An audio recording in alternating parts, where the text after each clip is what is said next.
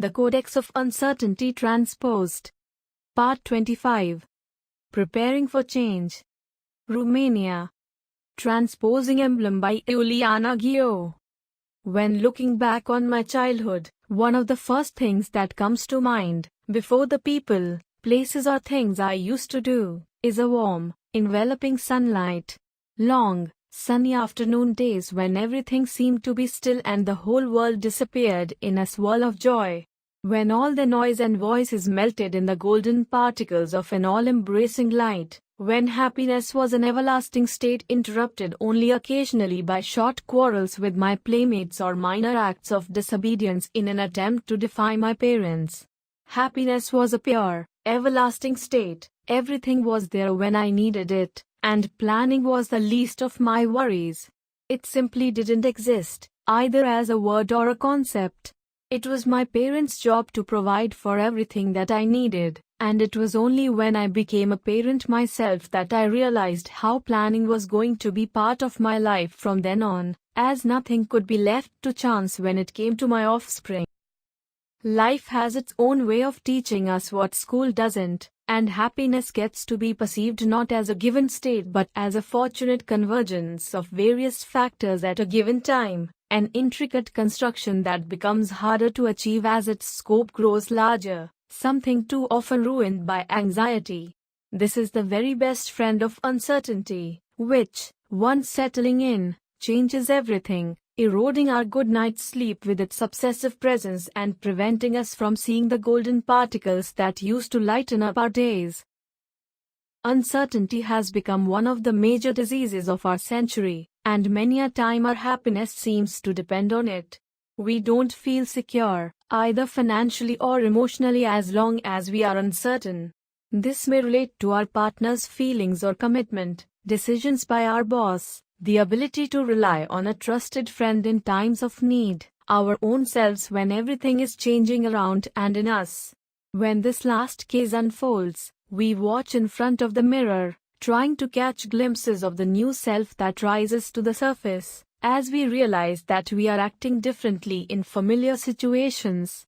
Our body changes, and this is something we expect as we have been socially trained to expect it. But our inner self changes as well, and, as surprising as it may seem, it is exactly the opposite of what we expect from the others. From the government, from institutions, from our work environment, from our dear ones. Still, certainty is the one thing no one can guarantee. We can opt for insurance policies to protect our goods. We can try to steal promises from the ones we love, hoping their feelings will stay the same, but nothing is for sure. There are times when safety seems to have been achieved, a new government is elected, marriage vows are made, wills are read.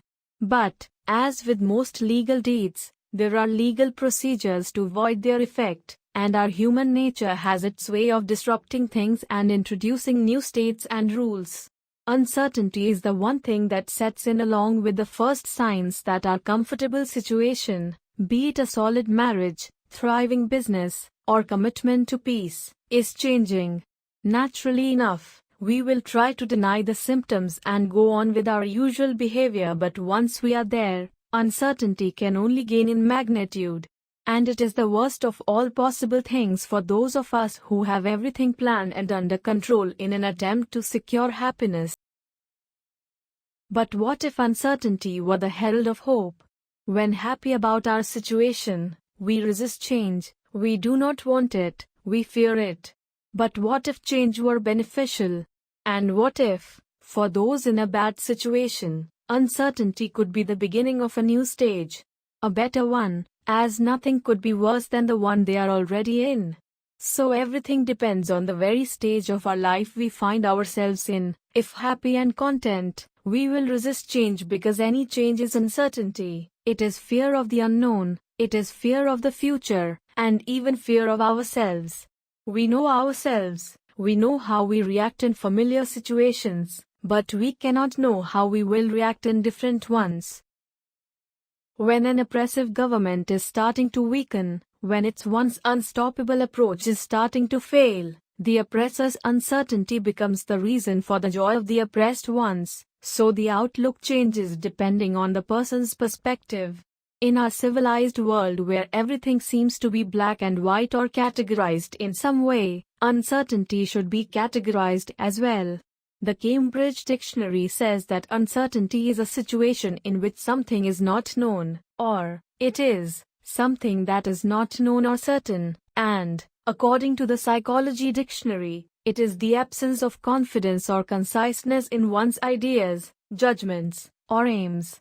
Attempts to define it have therefore been made, but as it touches so many categories, people, institutions, phenomena, it embraces so many forms that it would be difficult to confine it to a simple explanation or definition. Uncertainty is the test of life nobody can escape from. The more we accept it, the more rapidly we will find solutions for facing it or turning it into an advantage.